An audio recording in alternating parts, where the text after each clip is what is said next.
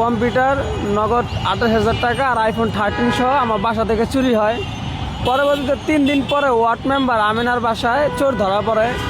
চোর ধরা পড়ার পরে পুলিশ আসে। সেখানে পুলিশ আসার পরে এলাকাবাসীর সামনে চোর স্বীকার করে, হ্যাঁ আমি কম্পিউটার, আইফোন এবং নগদ 28,000 টাকা চুরি করছি।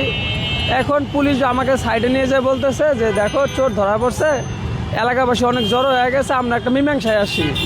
তা আমি বললাম কি মীমাংসায় আসবেন, আসেন। পরে আমাকে বলতেছে যে তোমার জিনিসের দাম যেটা আছে এটা ভিত্তিতে তোমার চোরের কাছ থেকে জরিমানা ধরবো। এখন আমি করছি ধরেন। আমাকে বলছে 2,15,000 টাকা জরিমানা ধরবো এবং সেই 2,15,000 টাকা 24 ঘন্টার ভিতরে জরিমানা দিবে।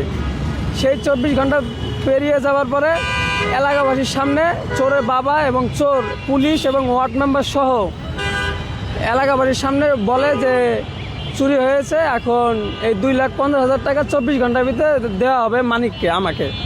এই 24 ঘন্টা পার হয়ে যাওয়ার পরে আমাকে আর সেই টাকা পয়সা কিচ্ছু দেয় না। এই টাকাটা হাতিবান্ধা থানা এসে রুহুল আমিন ভিডিও অফিসার এবং ওয়ার্ড মেম্বার আমিনার হাজব্যান্ড মজিদ, নাজমুল এবং আশরাফ মেম্বার সহ তারা জোর করে টাকাটা মেরে দেয়, আমাকে আর টাকাই দেয় না। আমি টাকা চাইতে গেলে আমাকে হুমকি দেয়, বলে তুমি থানায় আসো, থানা আমাকে অ্যারেস্ট করবে, বেশি বাড়াবাড়ি করো না। যখন এইসব বলছে আমি আর কিছু না করে আমি গেছি লালমনিরহাট এসপির কাছে। এসপির কাছে যাওয়ার পর এসপির কাছে সব বললাম, বলছে যে দেখি আমরা তদন্ত করে দেখতেছি। এসপি স্যার তদন্ত করছে, আজকে 1 মাস হয়ে গেল, আমার বিষয়টা পাচ্ছি না, একটা চুরির বিষয়। পরে এসপি স্যার পায় না, আমি রংপুরে গেছি পুলিশ রেঞ্জের কাছে, সেখান থেকে আমি কোনো কিছু পাইনি। পরে এখান থেকে চলে আসি বাসায় আসার পরে আমাকে হুমকি দেয় যে এই বিষয় নিয়ে যদি বেশি বাড়াবাড়ি করো থানায় ঢুকামো, আরও অনেক কথা বলে পুলিশ আমাকে, ভিডিও অফিসার।